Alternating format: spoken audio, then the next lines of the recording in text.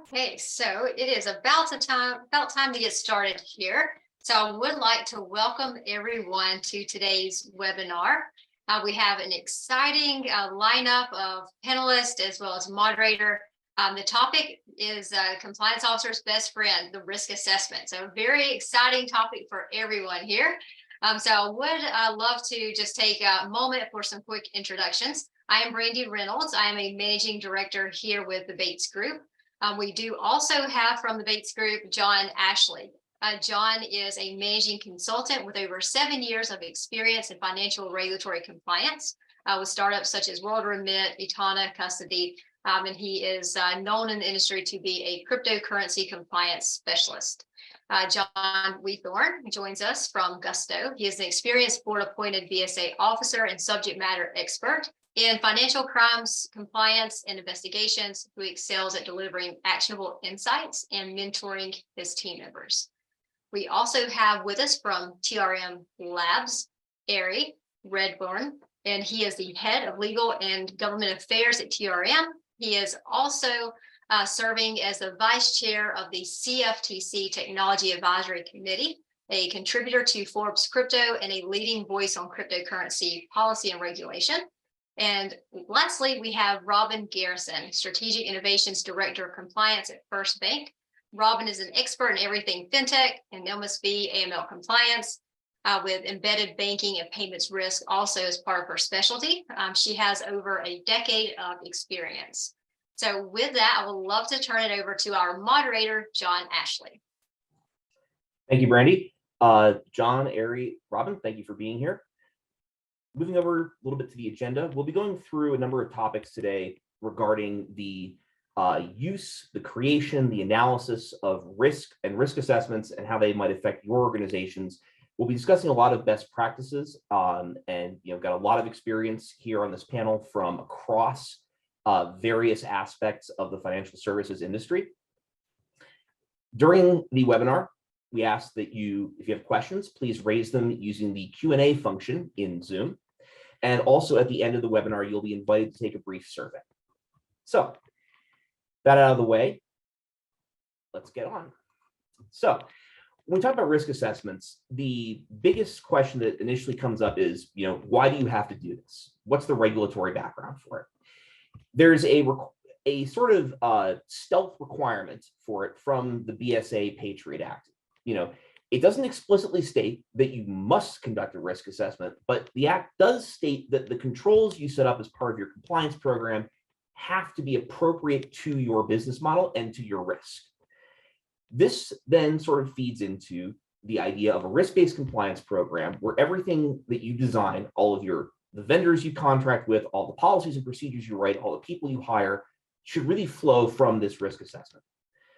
It's expected if you are, those of you in the audience who are a licensed MSB, the states are going to expect that you have a risk assessment and they expect it to be appropriate to your business model. This is definitely not something that you can sort of get a template off the shelf and use. This is also important when it comes to, talking with your banking partners and other strategic partners, particularly, if you're in the crypto industry, talking with exchanges, liquidity providers, and so on, they're going to expect to see this from you. So, John and Robin, I'll sort of kick it over to you at this point. You both are on sort of different sides of the financial services industry. You see different things. So, Robin, from your standpoint in the banking industry, what do you look for in a risk assessment, and how are they valuable to you both internally and when you're talking with your financial services clients? Great question. So, a risk assessment, again, while not required, it does tell me a lot about the maturity of any particular program, or in particular the expertise of a compliance officer, their compliance staff. I really like to see that the MSBs or fintechs or payments companies, whoever we're working with, has really thought through the risks that are inherent in their program, in particular with those programs that may be, there's some product nuances or some things that are cutting edge or new technologies or new payment methods, it really helps me to get an understanding of how they think about risk and how I should be thinking about their risk. It also provides a really good springboard for us to have a conversation to really start to talk through things. If I'm having to assess your risk on my own and dig through policies and dig through procedures, it's really challenging for me to be able to narrow in on what those important risks are. So really view your risk assessment with your bank partners as a way to frame a conversation, to surface risks to them. And also, I get impressed by when you've identified a risk as an MSB, but you have really strong controls and you're able to demonstrate that through a well thought out program.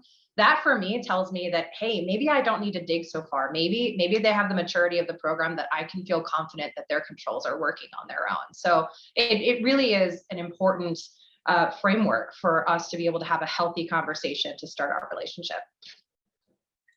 And John, how does that sort of feed into the way that you approach risk assessments over at Gusto, from the MSB side of things? Yeah, it's a great point. I love what Robin said about getting kind of a roadmap from your risk assessment.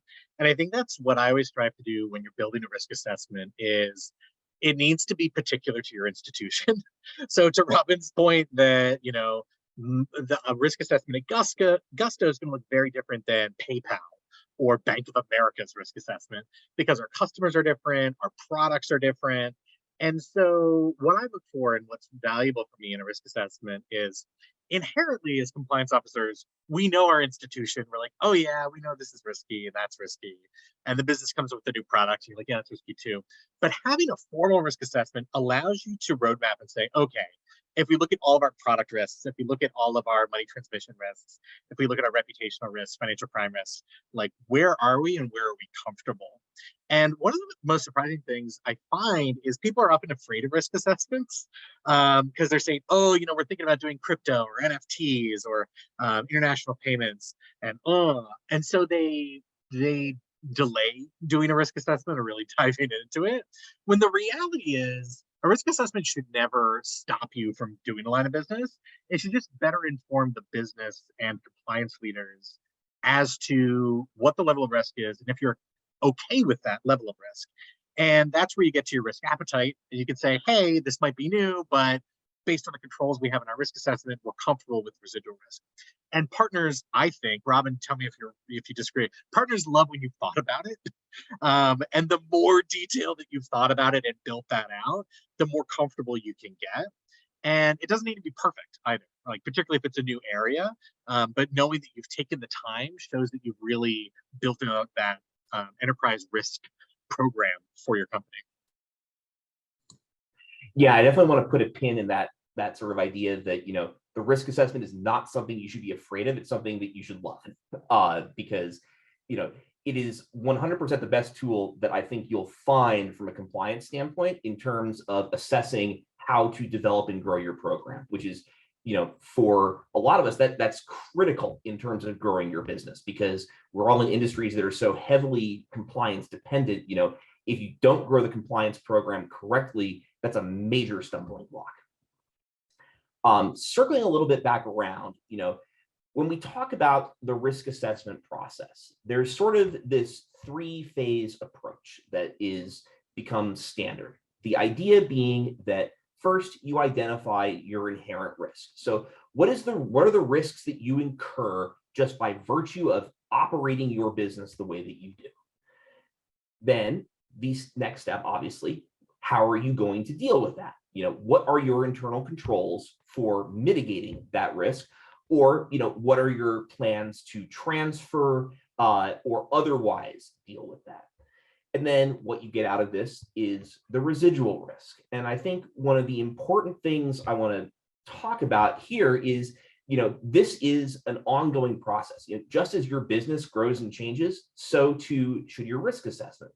And, this is particularly important if you are, like John mentioned, looking at areas that are highly complex and highly changing. So, TRM is not a financial services company in the traditional sense, but you operate in cryptocurrency, which is a very quickly evolving, and I think we can all pretty much say it's generally seen as a high risk field.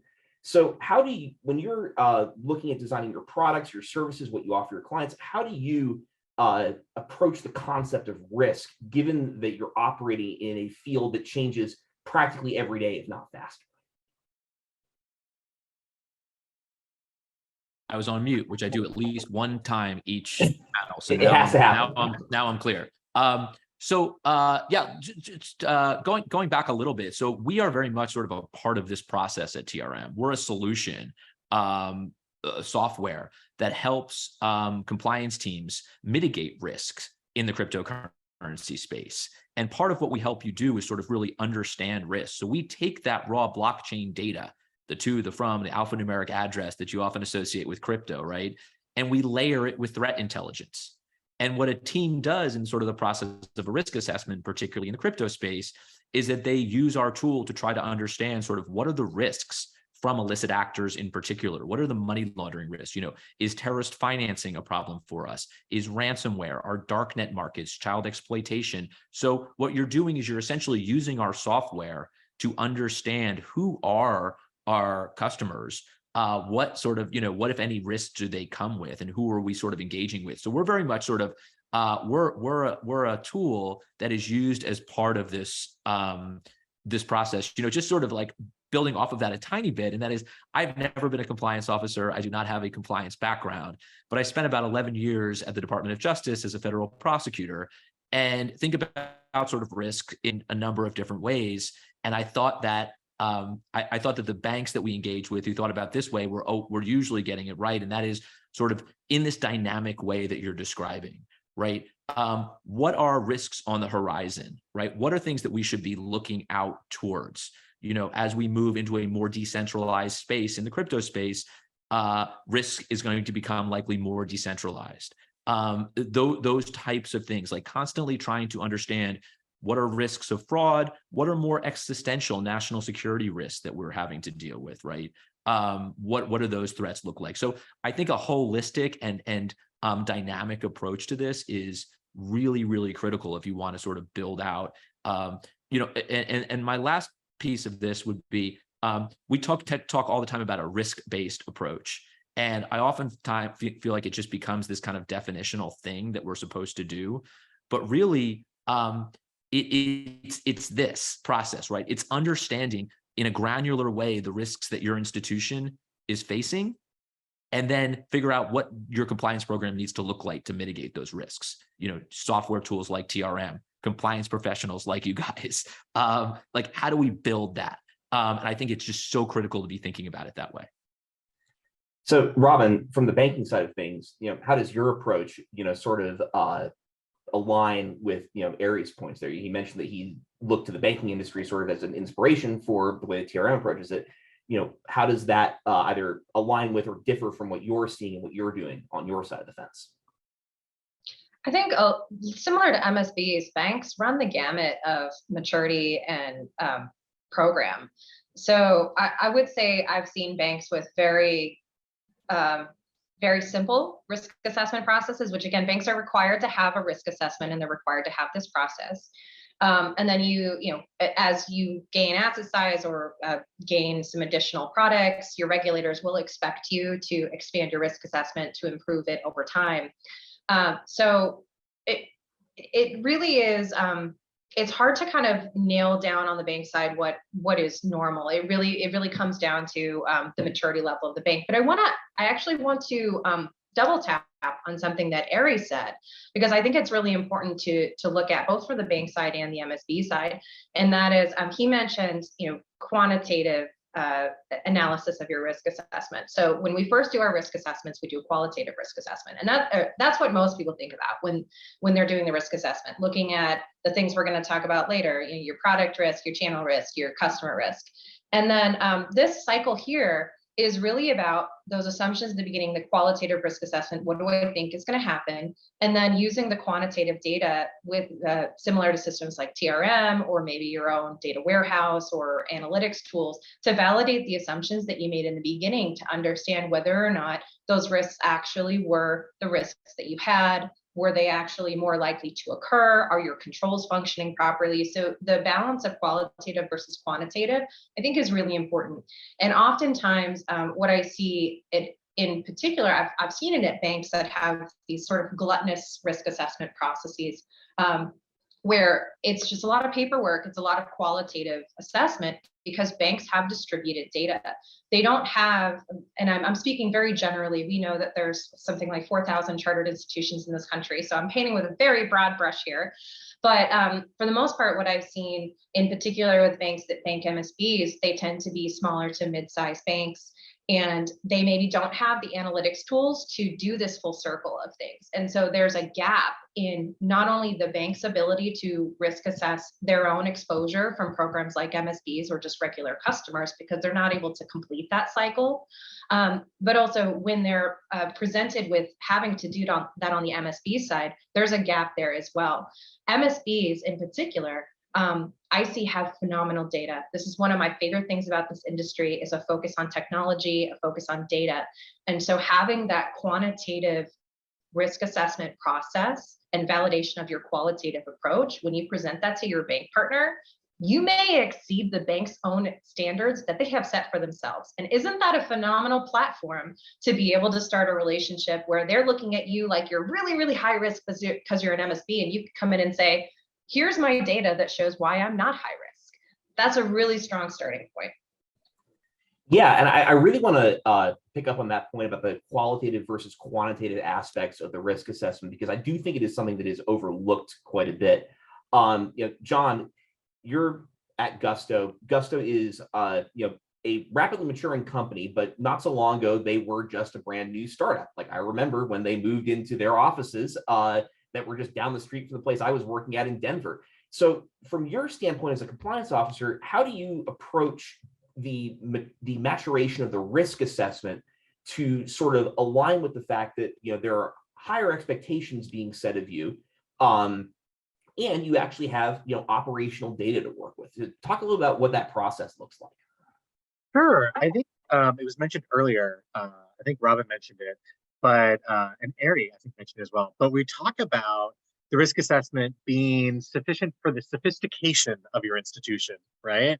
So regulators and bank partners, if you're a brand new fintech on the street, if you show up with any risk assessment in your first 2 years of business, I think people would be impressed. They'd be like, wow, look at this.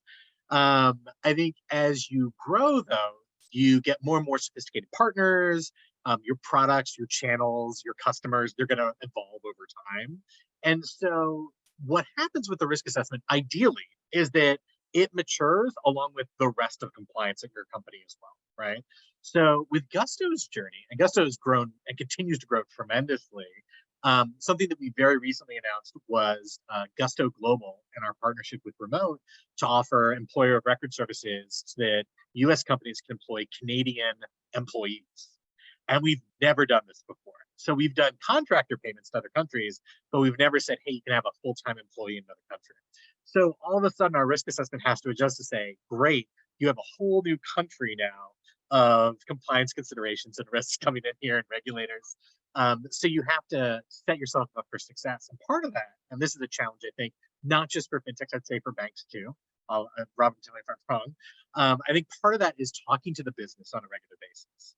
So compliance officers can say, all right, I'm going to adjust my risk assessment. I'm going to update it regularly based on what's going on. But if you don't know that your company's launching a product or a partnership in the next 3, 6, 9, 12, 18 months, you're going to be on the back foot. And I think when we look at the failures of compliance in the fintech sector, in the startup sector, it's often because they move at that very fast pace and they haven't built the infrastructure and they haven't built the tooling that enables compliance to scale with the business. And that's honestly one of the fun challenges of a compliance officer at a smaller company, is you get to go on that journey of educating the business and the senior leaders of why you need to invest early to avoid all those problems, to really enable the business. I always tell people, compliance is not here to say no. We're just here to make sure you understand what you're getting yourself into.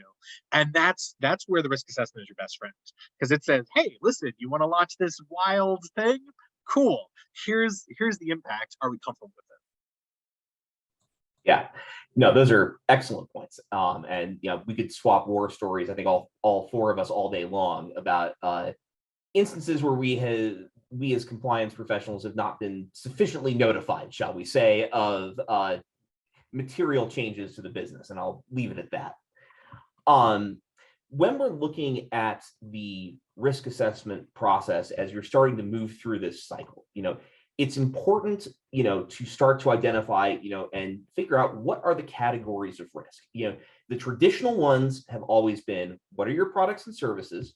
Who's your customer base? And what geographies are you serving?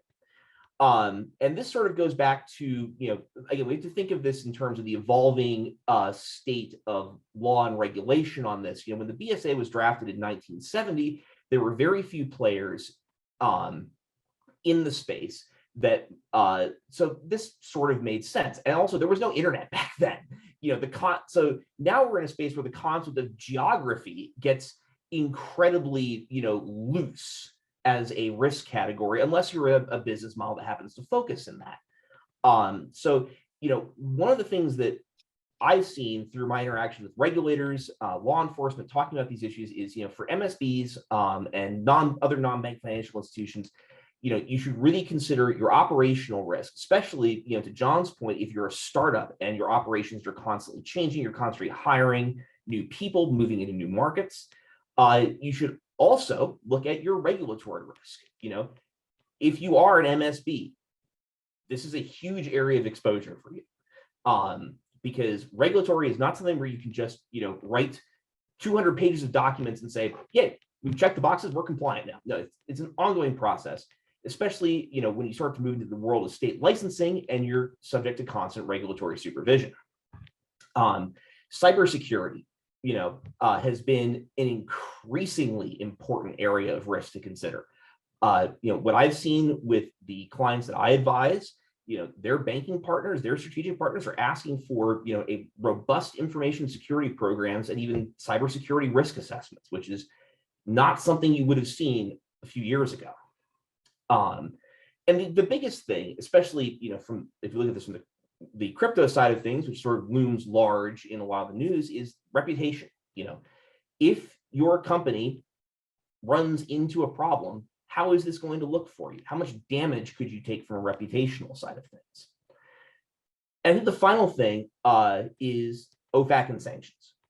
It's not traditionally considered part of a risk assessment, but it's also one where it's incredibly important, especially if you work in an online concentrated business, to have your OFAC sanctions risk documented. I've even seen clients who tend to keep this as a separate document just because of how important it is. So when we're talking about this identification of risk categories, I'll throw this open to the group here, but I'd like to start with Robin. How do we go about identifying what these are? I think it's a great question.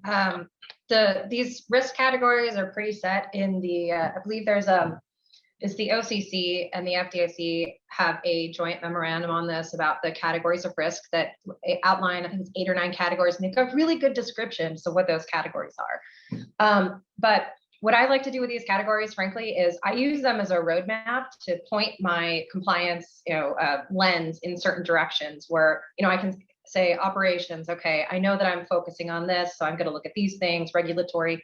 And oftentimes I find that the risks can blend into each other.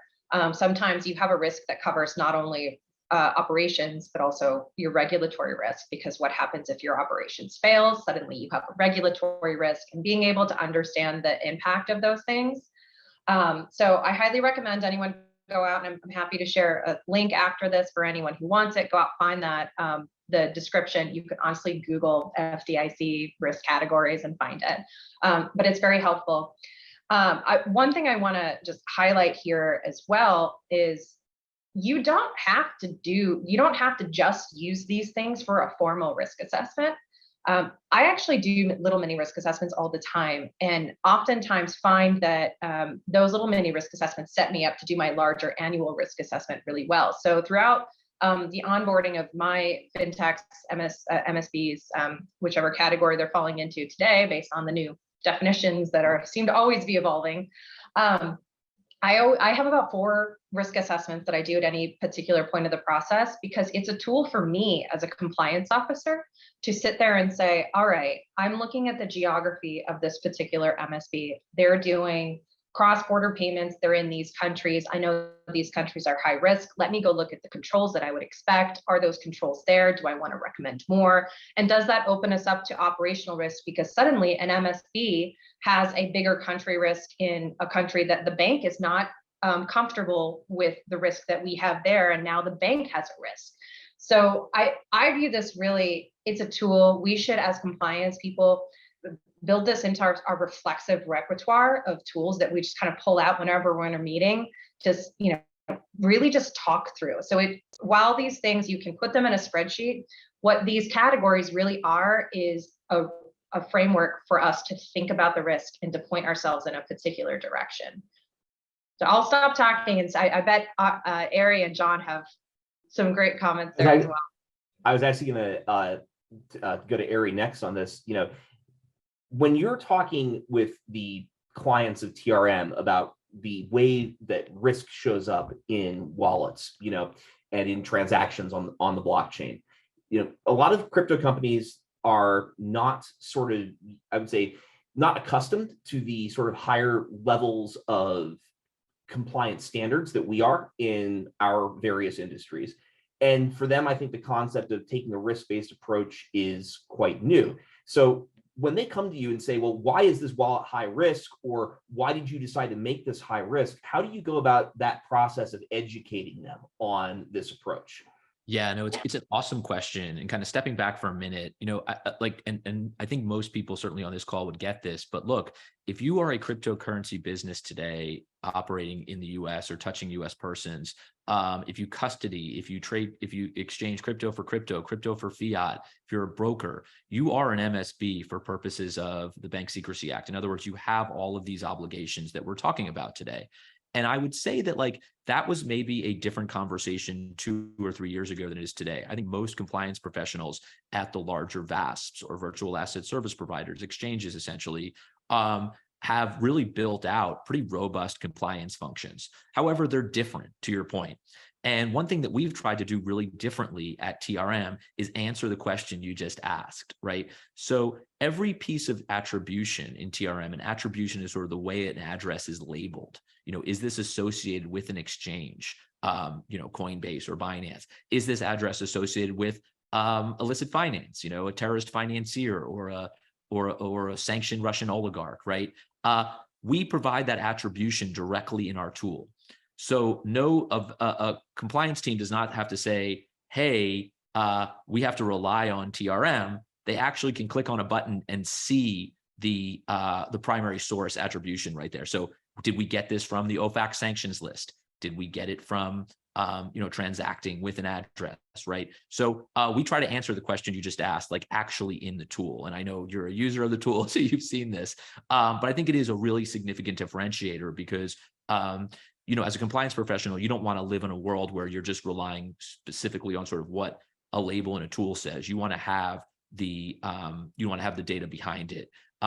And just moving a little bit beyond the compliance piece, that is essential for law enforcement. As I said, I was a prosecutor for a really long time. I spent a couple of years at Treasury, always working with law enforcement.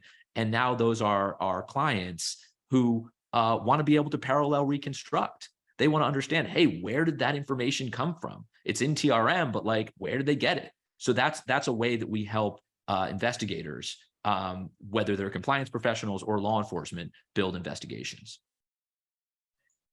Yeah, I think one of the huge points there is risk is and always will be context based, depending on your business model, depending on, what you as the business want to tolerate. John, I'll kind of turn it over to you.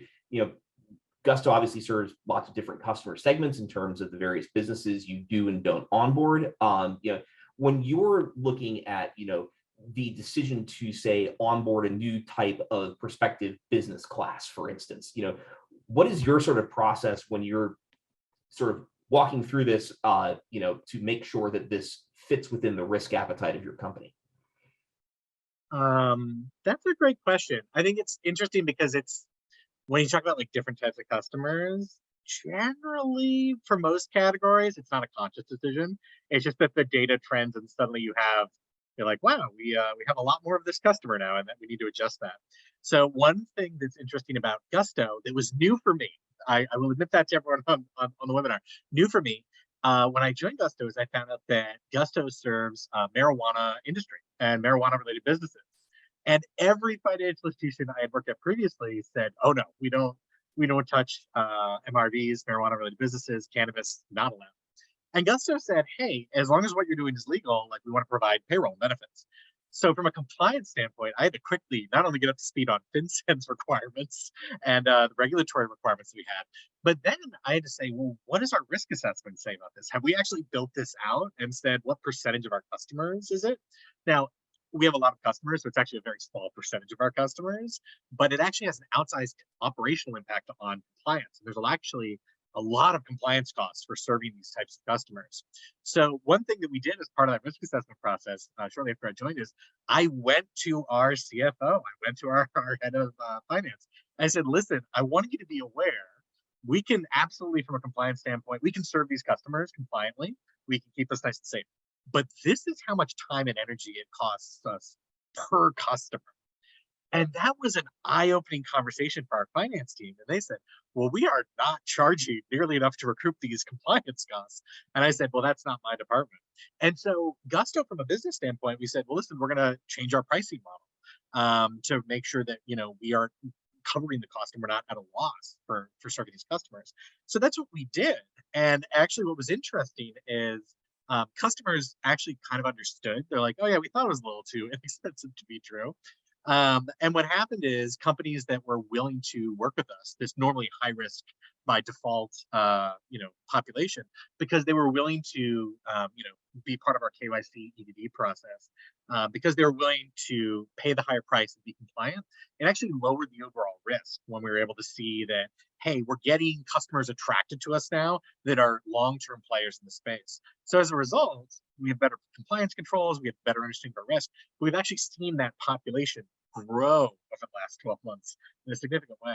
So it's one of these things where your risk assessment can actually facilitate a lot of great conversations between compliance and the business, and really also helps. Secret tip for compliance officers here: it helps you get more resources for your department, because I was able to say, listen, they're higher risk, you want to serve them, that's great, but I need some more headcount to staff this, or I need better tooling. And it's something where it's the rare case, I think, where your risk assessments can actually drive really data-driven conversations. Versus, I think one of the challenges oftentimes is people want more resources for compliance, but they don't have data to back it up. And your risk assessment can be an incredible source of data, particularly if you can quantify, what percentage of your population is high risk and is it driving revenue. So yeah, there can be a lot of tools.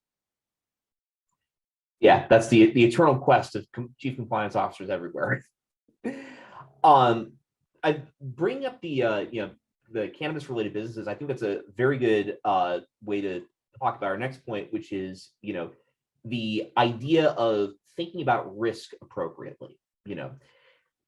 There's a couple aspects to this that I sort of want to emphasize. One is, the quality of your controls. A lot of times what I see with startups is this idea that once you've produced a bunch of policy and procedure documentation, somehow you've checked a box that means you have achieved compliance. Congratulations. Well, no. Even if you operationalize them, if they're not appropriate to your business model, that's a waste of time and resources, essentially. And I think the second thing, and this has sort of been a running thread throughout our conversation today, has been this idea of, if you have high residual risk, if there are areas of your business that are, that show up as red in your risk assessment, don't panic about this. This isn't a sign that the world is about to end. It's more an indication of, you have to look at this from two perspectives. A, is this something where we need to enhance our controls to further mitigate this risk? Or B, to John's point, is this simply a risk that we accept as part of doing business? So Robin, I'll turn it back over to you. When you look at clients who have done risk assessments and you have areas of high risk, how does that sort of inform the way that you approach the relationship with them from the banking and compliance side of things? I think it's a really good sign of what type of client they're going to be is how they handle their residual risk. Because you're absolutely right. You could do a risk assessment that says it's all high risk, and you could make the choice, we're not going to have any controls, and then accept the risk. You can absolutely do that. It's not going to work, and we're not going to like it. Would not recommend that approach. Do not walk away from this conversation thinking I am recommending that or the Bates Group is recommending that. But you just will not have a bank account, and you probably will not have licenses. So I think that, high residual risk, sometimes there is not enough control out there for some risks, and you do have to accept it. Or sometimes you have to look at what is the likelihood of this thing happening? So, we've got inherent, residual, and likelihood. If you've got a high residual risk, but a very low likelihood of something happening, maybe you accept it differently. Or maybe you look at, I think to John's really wonderful point about the cost of things, you can say, is it worth us going out and getting another system? Or are we just going to say this is going to cost too much? We're going to jettison this part of the business. I mean, I think that residual risk is a really good way to have some great conversations with your business, like John was saying. And I also want to make a point on the quality of controls as well, because this is often one of the things that I see is people having a high residual risk and then a full mitigation with a control. That is a red flag to me. I will be 100% honest with you. If you are sending me a risk assessment that says we have a huge exposure to OFAC because we are operating in Iran, but we do OFAC screening, so it's a low risk. And there's not quantitative validation, there's not a larger conversation to that shows to me maybe this is just a document exercise for you and not necessarily a functional part of your business. So evaluating the efficacy of your controls in how you're lowering that inherent to your residual risk is also part of the equation that you really shouldn't miss that as well. Yeah, no, that's absolutely huge. Also, to just to cover our bases, the Bates Group does not advocate operating in Iran either. I don't think anyone else on this call does. FirstBank does not bank anyone operating in Iran. It was make it clear. But that sort of ties us nicely into the next point. How do you use the risk assessment? Because the risk assessment is not a check the box exercise, or rather, I would say that if you are treating your risk assessment as a check the box exercise, you are missing out on the potential for what this can do for you. John brought up a great point about how you can use it to advocate for more resources. Robin's made some great points. I think that, when we're looking at this, we want to say the risk assessment it's like a microscope. It allows us to identify things that we might not otherwise have seen. And it allows us, when you have a risk assessment, once it's done, for your first step should be, okay, why do we have high and medium/moderate residual risk in these areas? What can we do to mitigate this? And then the big question from the business standpoint, obviously, is what should we do? And that takes into a lot of strategic considerations in terms of where can you deploy resources, where can you obtain more resources, and to pick up on a thread that I think all of us have talked about in this presentation, what is the business's risk appetite or risk tolerance? And Robin's mentioned this. I would say that as someone who's been through more regulatory exams than I can count, being able to show a regulator or a banking partner or another strategic partner that you have a risk assessment that is being actively used to improve the business is huge. I'm going to ask a sort of a different question to the members of the panel here. In your experience, from a risk standpoint, what advice would you give to our audience in terms of, if I had 20/20 hindsight, this is what I would have done? John, I'll start with you.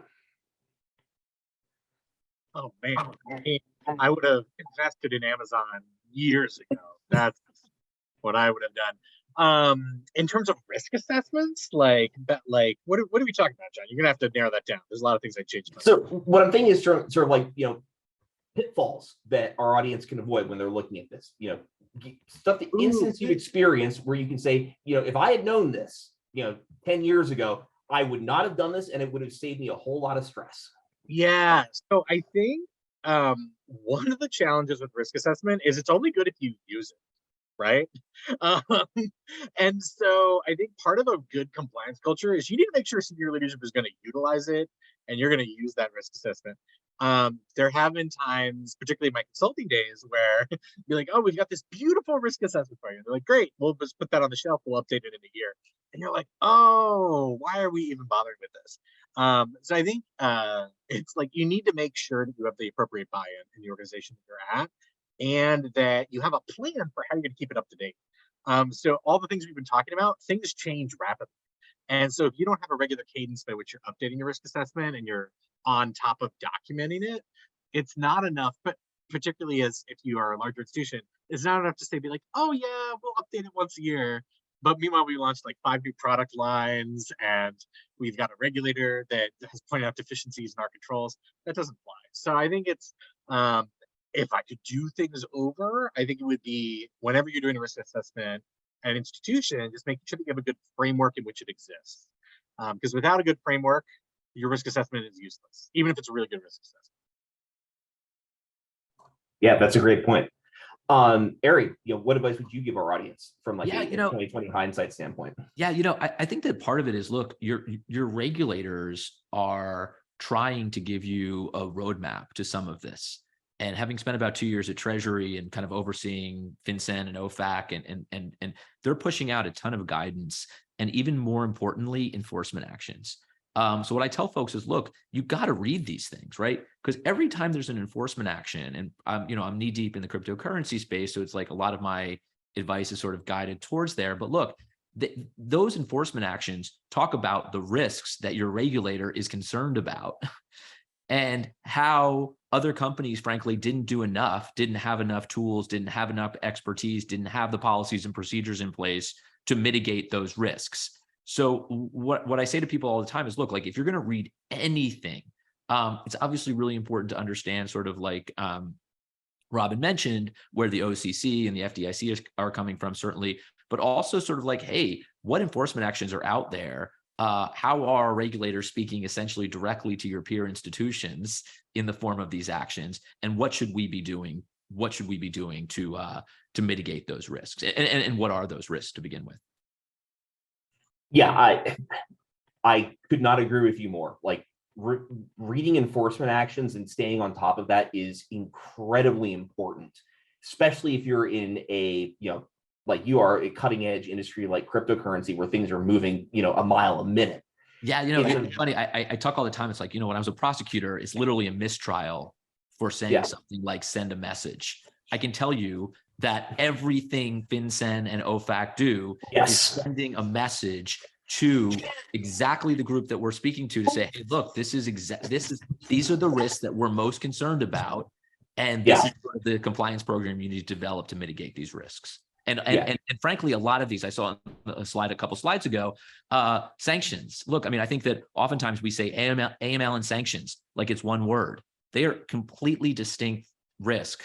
And you really do need to build pretty different compliance to mitigate those risks. One's a risk-based approach. One's that absolutely don't touch it under any circumstances. And I think it's important to delineate.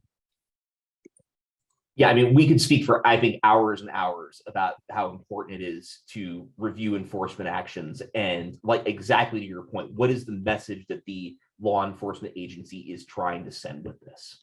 But Robin's laughing, so I think she either thought I was funny or right or something along those I know lines. you're right. Let's turn the floor over to her then. I was hoping for both, but that's cool. Okay. You are funny and right. How about that? Sweet. Awesome. No, I agree with everything that all of you have said. And I never, if I had that crystal ball, I'm trying to think back. You said, John, 10 years ago, what would I do differently? I would be a very different type of compliance professional over the last 10 years. I think that, not to get too real here, but the last few years have been transformative for me as a professional. I don't know about, anyone else on this call, but the way that I have thought about my role in an institution has completely changed from where it was 10 years ago. And so now I try to approach problems differently and try to embed myself in the very beginning of conversations with the business, where I used to sit there and catch all of the garbage that the business came up with. Today, we're going to build a money transmitter for dogs, like crazy stuff. Now I'm trying to be part of the product development lifecycle, and trying to embed a lot of this risk function to bring it back to risk assessments, trying to not only bring up, not necessarily making them do documentation for risk assessments, but in the conversations that I have with my product team and my clients' product teams, is start to instill some core understanding of, we could probably do a whole bunch of different things. This is maybe why we wouldn't want to do this, or let's thread the needle with this thing here to stay away from this particular area and this particular area. But there's probably a niche that we can operate that, really the last couple of years have, BarkPay, that's cute. The last couple of years have really changed my perspective of what my job is in an institution. And again, risk assessment, as boring as it can be sometimes, is kind of the foundation by which I approach that problem now. And I'm able to really evidence that I'm having those conversations with my team and be able to go back to my regulars and say, hey, we were in a product development meeting today. This is what we were thinking about. Here's the risks that we see. What do you think? So it's just very different. Yeah, that's an excellent point. And to sort of round out the discussion today, I think one of the things that we've all really, tried to hammer home in our comments here is the risk assessment is fundamentally a living document. It changes, and it should be updated along with the way that your organization changes and updates itself. As a best practice, you should at least update the risk assessment every year, but you should also be updating it due to, extraordinary events. One of the biggest things I've seen in my career is, you go through a regulatory exam, the regulator points out things that you weren't aware of. Well, you should probably look to update your risk assessment to incorporate that.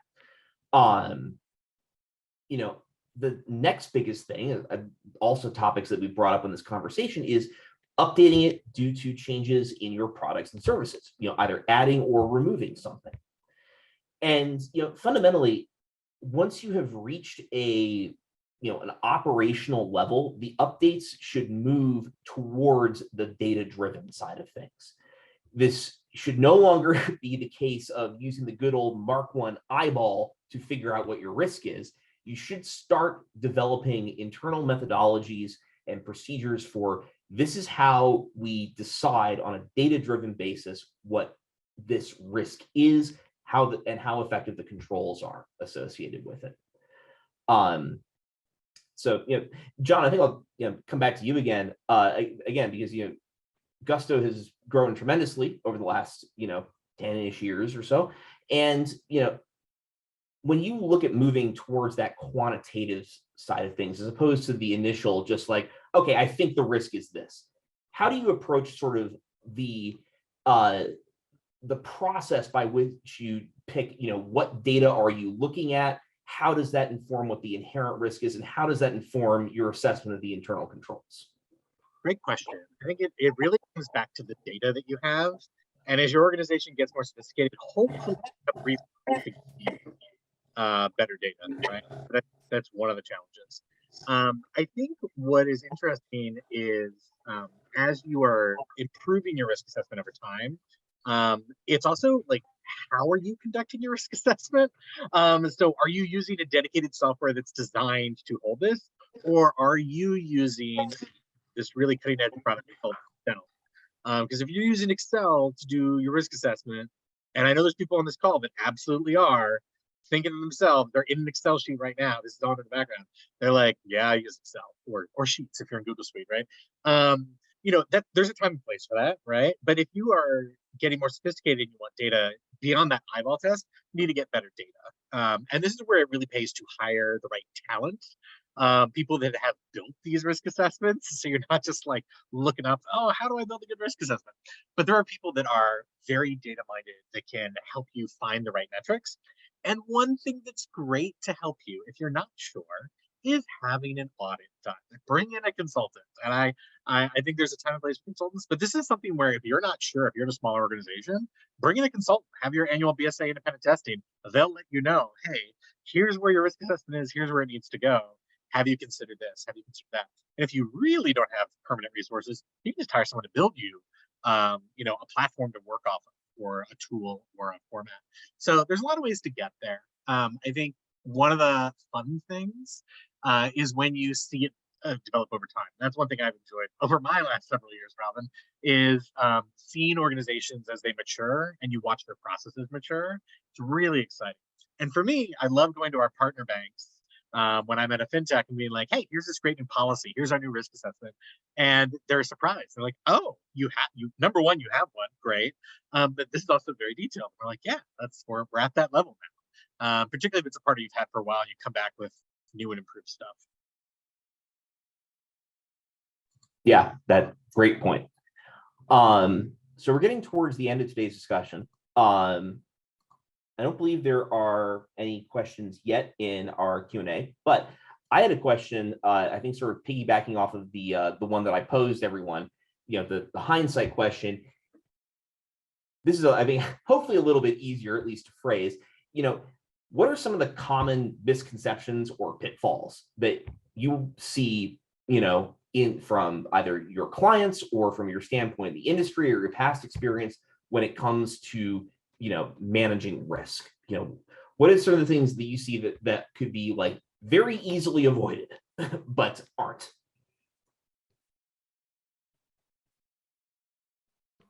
I could jump in on this one. Go for it. I feel like I use Excel spreadsheets, by the way, so it works. But I'm picky. I like to design my own stuff. So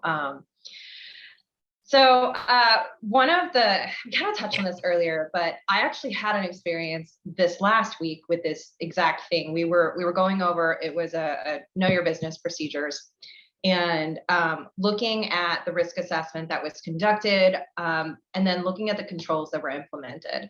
And my particular client that I was working with had applied their KYB process was exceptional. I was really excited to see it, but there were some areas that we started to dive into where it was a very heavy-handed approach across a very large swath of the customer base to get at a very small risk. And when I started talking to them about it, I said, I think that you need to be doing these reviews more frequently, and I think you need to be doing them deeper. And they said, well, we don't have the staff to be able to do that. And I said, then you need to figure out how to narrow your control so that you're actually addressing the area that needs to be addressed, rather than applying this very onerous, difficult to manage control to a large population, because it's going to result in a couple problems. Number one, you're not actually going to address the risk that you think you are. And if you have an operational constraint around staffing, are you going to be able to effectively apply this control all the time? Because it is actually worse if you put a control in your risk assessment and can't apply it than if you never put it in your risk assessment to begin with.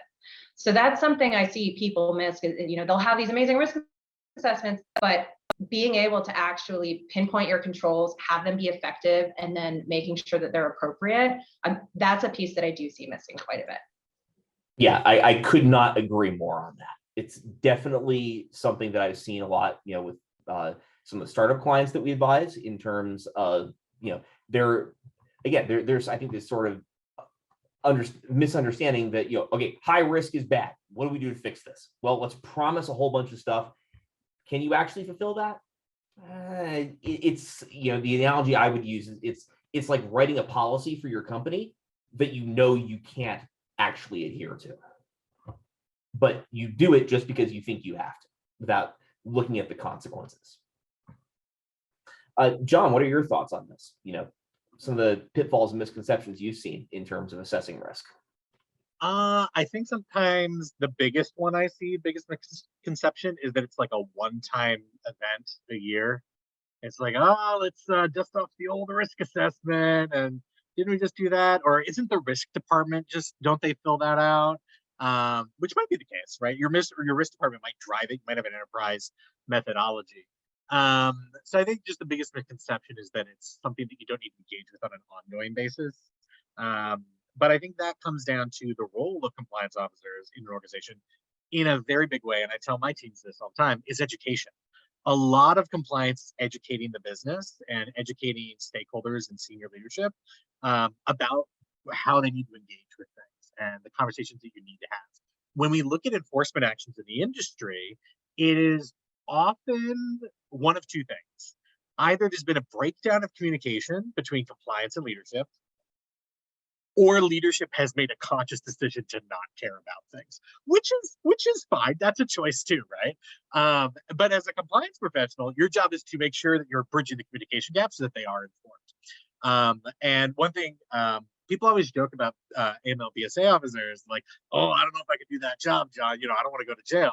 I tell people I'm not going to go to jail for my job, because I number one, I document all the things that I communicate out to leadership, but I'm very careful to make sure that we're engaging and that decisions that are being made are being owned by senior management and senior leadership, understanding the risks of those decisions. And I think that's the key thing is, and generally speaking, most institutions, knock on wood, if you tell people what the real risks are and you engage them in that process, they're going to make the right choices.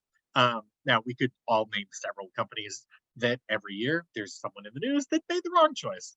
But as long as you as a compliance professional are enabling those that get to make that decision to really understand what they're doing, then you've done your job, right? And you've advocated, you've put it out there, and you've done that. So yeah, I think it's just people think that you don't need to engage in the process, or that it's just owned by risk or just done by compliance, but everyone needs to come to the table for a risk assessment. And to the title of this webinar, that's why it's a compliance officer's best friend, because you are making formal what we all kind of know is going on at your institution, and laying out that roadmap. To Ari's point, you know, the regulators lay out roadmaps for us about what they're concerned about. This should be your document to the regulators, to your partners, to yourselves, what you're concerned about and what controls, how you're remediating, and what your path is forward. And it really can also just help you communicate what your department's up to, because that's what the controls are. We've built this, and here's our plan to move forward. Yeah, that's a very, very good point.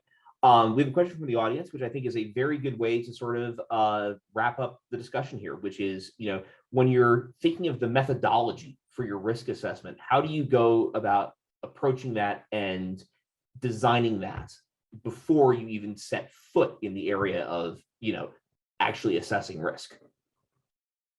I'll leave it open to whoever in the group wants to pick that one up.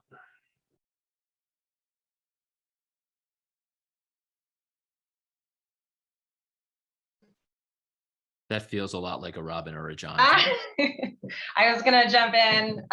Nice segue there, Ari. I think, you know, we shouldn't get too hung up on methodology. I really like the approach that John laid out when he was talking about the different categories. Your risk assessment doesn't have to be any one particular way. It can be whatever works for your institution, whatever works for you, a format that you're able to keep up, that you're able to understand, and that fits with your business process. I do revert back to the FDIC or the interagency guidance on risk assessments, but it could be as simple as you outlining those few categories and then expanding on the risks that you see and what your controls are. So I think that we shouldn't get caught up too much in what the methodology is, and just start to do risk assessments. Practice that reflexive muscle and have that be part of every day that, you know, we're compliance officers. So with that, so thank you all very much. This has been a very interesting and interactive panel. So I would like to thank everyone for their time. I appreciate for everyone that has participated today. We do have one more webinar in our summer series that will be scheduled for August the 15th. So please stay tuned for more information. That one will have a lot of some great interactive discussions about custody, with some wonderful participants there. So stay tuned for more information, and thank you all for attending today. Thank you all. you.